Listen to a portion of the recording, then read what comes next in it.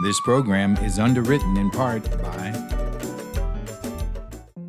Janelle Encarnacion Art. Carlos Furniture, a family-owned business, has been providing furniture, appliances, and household accessories since 1997. The flagship store on St. Croix and another on St. Thomas are both open for in-store shopping and are able to ship to various locations in the Caribbean. and viewers like you. The views expressed on this program are not necessarily those of WTJX, its board, staff, or underwriters.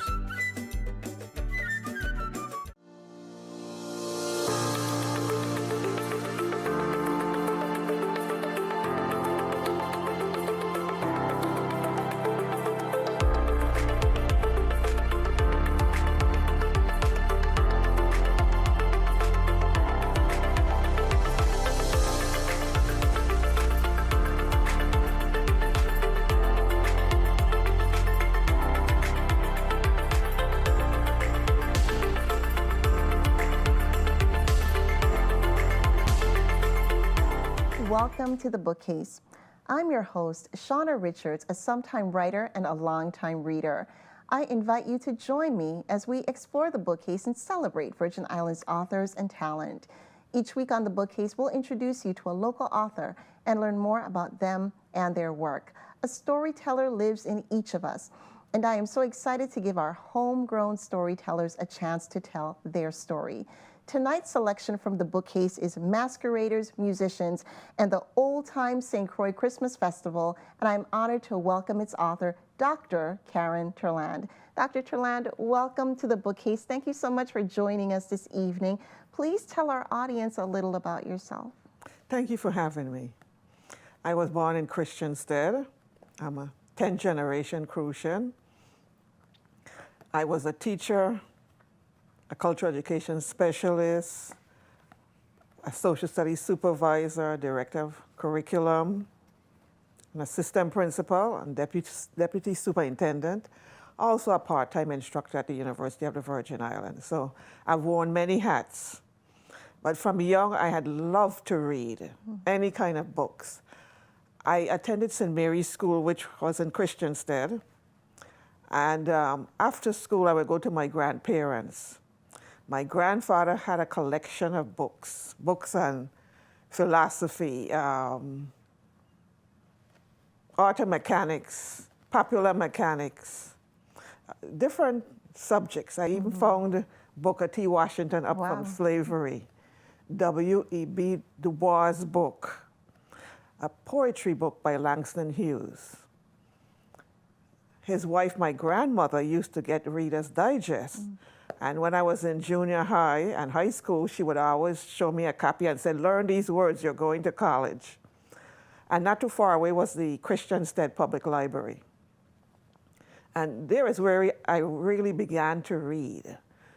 Third grade, so many of us in St. Mary's School started reading the Happy Hollisters. Then fourth grade, we were introduced to Nancy Drew mysteries. I love Nancy Drew. And being in Christiansted, there was Geltrup's bookstore.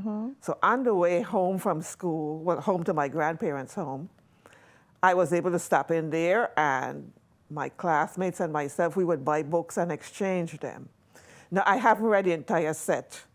My younger sisters have read all the Nancy Drew mysteries. Because when I got to high school, I discovered James Baldwin and other Black authors. So I kept on. Plus, I liked Sherlock Holmes. I like mysteries. My father used to have a lot of National Geographic magazines around. He even bought a junior National Geographic for his great-grandson. My father also had Popular Science, Popular Mechanics magazines. He got the local newspapers every day. From the time I was young, my mother would read the newspapers and talk to her children about what was in the news. So I was surrounded by reading all over. And I continued reading. And I think that's what got me interested in history and also in travel. Because with reading, you go to different places. Without leaving. Without leaving, yes. And years later, you learn or you yearn to visit those places that you've learned about. So all the history that you read, all those books that you read, is that what triggered your own interest in chronicling the history of St. Croix? Well, I enjoyed reading, but something was missing. It wasn't about St. Croix, the Virgin Islands, my people. I saw a need and I said, I'm going to fill that. So I started collecting information, you know, questioning people, reading other writers, especially black writers, writers from the Harlem Renaissance, just to get a feel for writing. Now, in my undergraduate courses, I studied historiography, the writing of history. Okay. And I was very fortunate to have a professor who encouraged me to go to the Schomburg Center.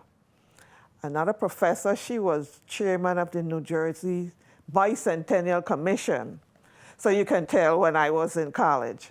And she also encouraged me. But who really pushed me was an English professor, Professor Harrington. We had to write weekly papers for her on different subjects. And she said, Karen, you can write. You should keep on writing. And she gave me a book called A Writer's Control of Style. She saw something in me and encouraged me to write.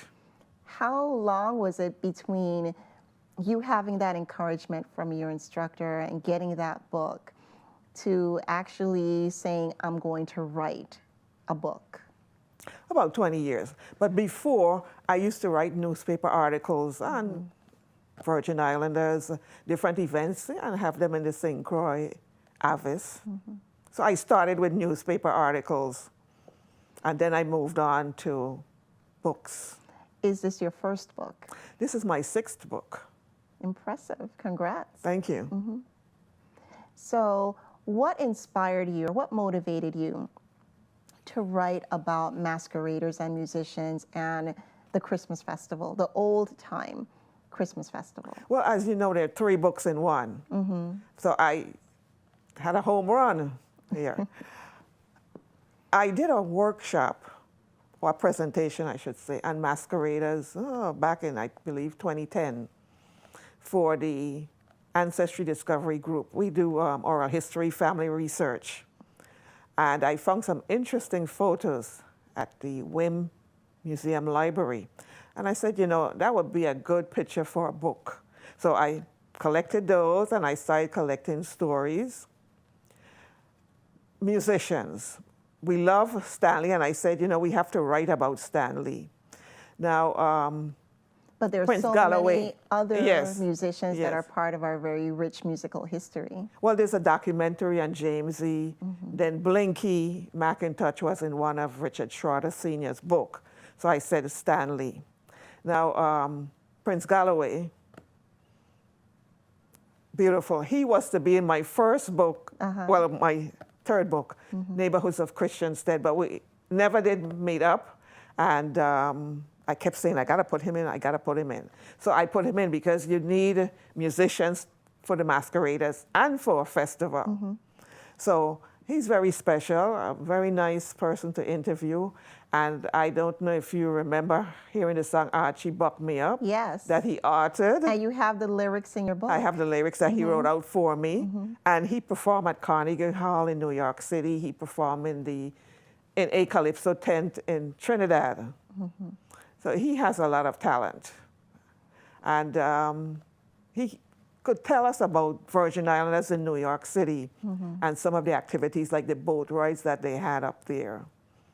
So you have 3 books in one. Yes. You talk about masqueraders, musicians, and then the old time festival.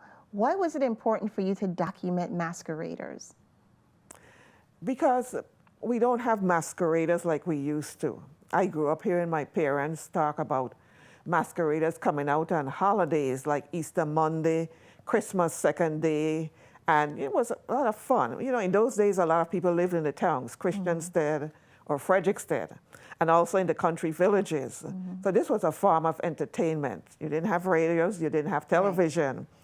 And it was a drawback to our African and European customs.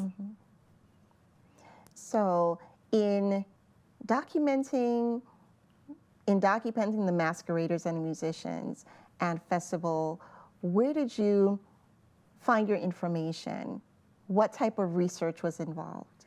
Oh, a lot of research, especially for festival. Now, festival I added in because I saw the anniversary for festival was coming up. And so I also said the I have to have it. connections. Yes, Yeah. yes, their connections. I spoke to troop leaders. I did research at the WIM Museum Library. I was able to get my hands on some old festival booklets. And I remember being a young child, seeing photos by Fritz Henley. He was a German photographer who came here in the late 50s, and he took a lot of photographs. So I looked through the photo collection that he had. I also went back to Axel Overson, but his was an earlier period in time. And everything just came together. It even grew beyond what I had first thought, because when I looked at the booklets for festival, I saw all these ads of little businesses, small businesses that are no longer in existence. And I said, this will be very important to document. Right. And the grandchildren, great-grandchildren of these shop owners or storekeepers will be very proud to know that they were all part of festival. It was a community get-together. And I spoke of the two ladies, Miss Hilda England and Mrs. Anna Broadhurst, who were the spearheads, the driving force behind the first festival on St. Croix. And also the women from the Women's League of Christiansted and Frederiksted. Ms. Rivera, who's written a book, she was one of the spearheaders, Frederiksted. You had so many people. I don't want to call names because I'm going to forget some. But there were so many familiar faces in your book, so many people that you interviewed, especially for the old-time Christmas festival portion. So many people that you interviewed, many of whom are still with us today, who had such rich stories to tell about, I don't want to say the olden days, but I guess it would be the olden days of how festival used to be. And did you find a common theme in any of their stories? It was about having fun, and it was about community, and people working together and doing their best for the island. It was a community effort. And what I liked is some of the secrecy with the different troops. You didn't know what they were coming out as. Until they came out. Until they came down the road. And you have different people I mentioned. I tried to get with the names of seamstresses, people who made the masks, people who made the costumes, even people like Abramson Bus Company that contributed buses to take the troop from Christiansted down to Frederiksted and bring them back up. So it was a community effort. And it was colorful, it was joyful, it was a lot to look forward to when I was a kid. And I remember being in a truck, I probably was 4 or 5 years old, in a parade, and I said to myself, why am I in a truck? I should be in the street dancing. But it was fun. And you met a lot of people were nice and kind. And I have to say, whenever I do research, people are so giving, they're so happy. And when I tell them that, you know, your name and your story will be remembered, I'm going to make sure there are copies in the libraries, public libraries, school libraries, in the public's hands. You know, and they're so happy with that. They share family stories, they share photos, and what's interesting too, they'll say, oh, you need to talk to this person or that person. So that adds to my research. Is that why you write, so that people's stories can be remembered? Yes, because we have a unique history, and it's good for others to know the caring and the sharing that goes on. You know, I always say that when I was young and I walk home from school, I'm sure there were people looking out with jealousies at myself and other little kids walking on the street. You know, you felt like you had someone looking and caring for you. And I think we had a very nurturing, and we still do, community, people who care and who are concerned about others. And we know how to have fun together. How long did it take you to put this book together? It took 5 years. That's quite a bit of time. It's quite a bit, off and on, because writing is something I try to do every day.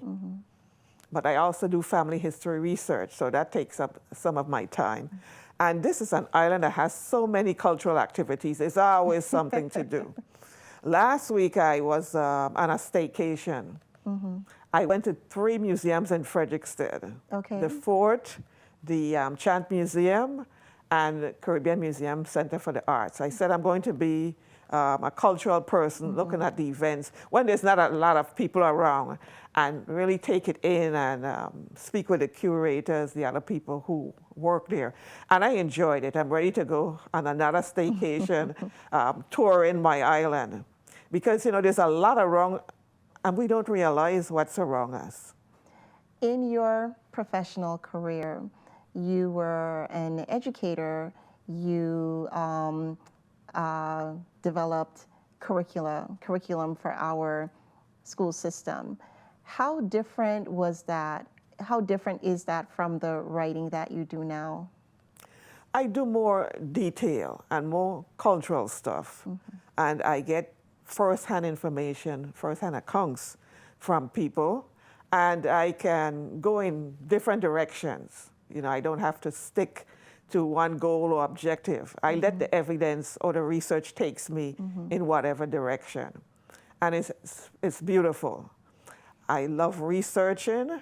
I love meeting people and talking with people. And it's such a joy when they thank me for doing it. Because a lot of people don't feel that what they have is important. And when I get through and I show them what I've written from our interview, they're so happy. In writing your book, Masqueraders, Musicians, and Old Time St. Croix Christmas Festival, was there anything that you came across in your research that was completely new to you? Not really. Okay. I taught Virgin Islands history at St. Croix Central High School for several years. And I was with the Cultural Education Division doing research and writing and presentations. And I taught Virgin Islands history and Caribbean history at the university. I was a part-time instructor. Is there anything that when you finished putting your book together, you said, oh, wow, I wish I'd gotten that in there? Oh, there was a photo I took in St. Thomas of a bull with the dry banana leaves and the horn. The bull was made of the dried banana leaves? Yes. Wow. I took it back in 1983. In those days, your camera, when you sent your film away for developing, they had the month and the year on the back. Yeah. So it was 1983. And there's a story to that. I was at my godmother's house in St. Thomas in Savannah. I went down the street to the bakery, and coming back up, I see this bull coming towards me down the street. So I crossed over, and I took a photo of him. But by that time, there were so many people around. And I'm sorry I didn't take a picture of the back of his costume. But I had pastries in one hand and the camera in the other hand. You know, but it didn't get into this book because it's Savannah St. Thomas, and this is St. Croix. Even though I have one picture that I believe is in St. Thomas, a bat. My father used to take 8mm films of parades, some in St. Croix, some in St. Thomas. And several years ago, in Sears Roebuck in New Jersey, I saw an ad. You can have your 8mm films develop on a VHS tape. And I sent about 12 reels, and it came back on a VHS tape. Nice. The tape was in the house for years. It survived hurricanes. When I looked at it 2 years ago, there was mold on it. So I looked up online, and I found a company that said they can preserve it. They can clean the transfer mold. it to a CD? and it was transferred to a CD. And I did that. Now, my laptop, you need a small flash drive. Unless I get an external drive for the CD. So you see, you learn about photography and how things progress or develop over the years. And it's a fascinating field. There's always changes. And now I find that online, there's a lot of information on writing, and you can learn so much online. Of course, there's a lot of nonsense there, but there's a lot of good stuff on there also. So you are a self-taught writer, photographer, editor, publisher. You wear all the hats. I wear all the hats. You wear all the hats. Plus, I say I'm a people person. And that's Because that's important, getting a rapport with someone, because sometimes in a conversation, someone may go overboard and they get into family stuff or something personal that, you know, being a professional, I can't write that, which is why for long interviews, I let them review what I've written before I publish it. You record it as well? I record most of them. The short ones, you know, telephone conversations, I don't record because I'm very good at taking notes. So in putting your books together, because this is your 6th book, Yes. who do you rely on to make sure that you've dotted all your I's and crossed your T's? Well, I usually get someone to do the editing locally. Okay. And some of these self-publishing companies also have editors you can hire, but they don't speak Crucian. Okay. In fact, when I started doing interviews, one of my sisters gave me Naturally Speaking. It's a program that transcribes what you've interviewed. But I found that I had to go over so much because, you know, the Crucian dialect was there. So I usually write out the transcript from the interview. And when I type, if there's personal stuff, family stuff there that I said no one should see, you know, it's not on my typed copy of the interview. Is there a favorite passage in your book that you could share with our audience? There's so many favorite passages that I have. Well, if there are any that But you would like there's to one share. that I like. It's from Floyd Henderson. He's from Christiansted. He organized his own festival troops for 35 years. And he was also a member of the J&J Fund Troop. And he said, the first year for me was in 1953 when we had a limbo troop. We were young and the group carried a stick to dance around and under. And I remember seeing that as a kid. I used to dance the limbo that Mrs. Anna Bradhurst taught us. She had gone to Trinidad, saw it and came back and taught us how to dance it. I was in a youth club that had meetings at St. John's Anglican Church Hall. I decided to have the troupe and about 50 young people participated. We all dressed up with a calypso shirt made out of silk taffeta. It was a red shirt and we wore white pants. The female members wore a skirt with frills in back and front. The troop's name was Floyd Henderson Coming Down the Road. I was about 13, maybe 15 years old.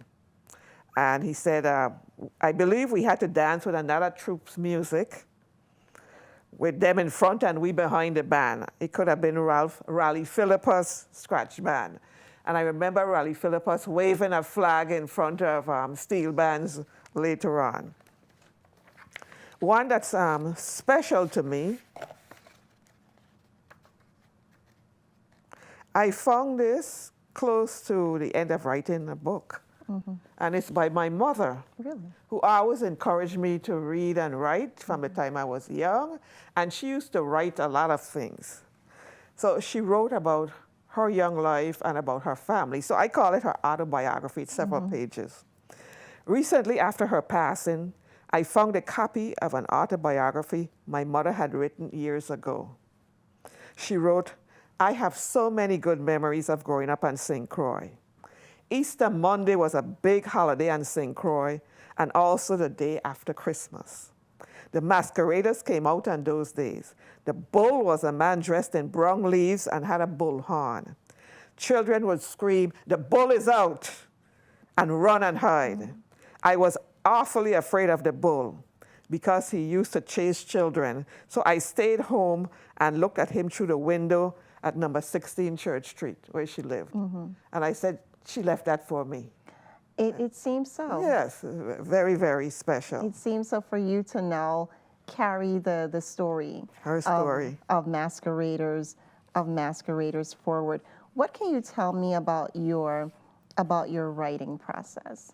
Once you gather all of your information, are you someone who sits down with a pen and pad and longhand, puts everything out in longhand, or you sit before your laptop? What is your process? Laptop. Your laptop. Yes, I look for commonalities, the stories, based on the questions I ask.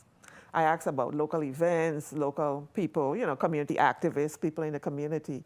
And I look for a particular thread, where it's going. I do an outline. And with the outline, I know where I'm going and where I have to go. And I can always add to that outline. I can always add more people, books I remember, less photographs, whatever I can remember. So that outline flows with the story. And I may move, things around. And the outlines help produce the chapters for the book. I write and I keep writing, and I also read. Sometimes you need to step away from your writing. Right. So I read other books and I go back to my writing. And interesting, I do the introduction last. Okay. Because then I can tell you what I did instead of writing introduction and trying to fit the story into the introduction. So, do you write for a specific audience? I write for, let's say, junior high and adults, junior high, high school, and adults. And with your busy life, you are a historian, you do family genealogy, you take staycations and visit local museums. How do you find the time to balance being creative and gathering that history with just everything else that you do? I find the time, usually early in the morning. As a writer, you always read, you find a place to go. Well, I have my desk in one room with my bookcase with a lot of Virgin Islands books. And I try to write like maybe half an hour to an hour in the morning, sometimes 2 hours. That's the best time for me to be creative, when it's quiet. I also write when I'm traveling. Believe it or not, I go with my laptop, and on the plane I write And where or I read. inspiration comes to you? I think of the people who I meet, and they ask me, when is the next book coming out? Do you have a new book? And I also think of young children, future generations, who would enjoy reading these stories, who would know the culture, how we are, how we have progressed over the years. And that is our key message, that we need to carry our culture forward. It's been a pleasure to learn more about our local talent, Dr. Karen Thurla, and her book, Masqueraders, Musicians, and the Old-Time St. Croix Christmas Festival. For more information on this book or any of the books featured on this program, visit our website at www.wtjx.org. We appreciate your support of our local authors, and we'll see you next week when we take another book from the Bookcase.